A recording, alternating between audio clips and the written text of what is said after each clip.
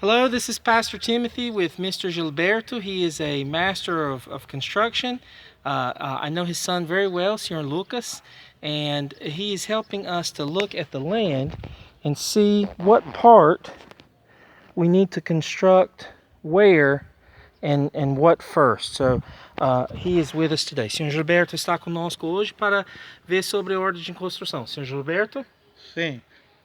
Como o pastor já disse, eu sou Gilberto, sou construtor, tenho bastante experiência na obra, na execução de obras, na casa populares, casas, edifícios de grande porte, porém nós estamos bem animados para que possa ajudar o pastor aqui a construir essa obra.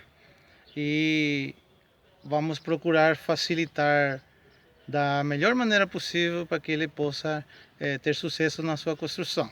Amém, Sr. Gilberto. Oh, glória a Deus. Oh, he's going to help facilitate how we can do the best things to do in the construction. And he's already given us some ideas that are very, very helpful.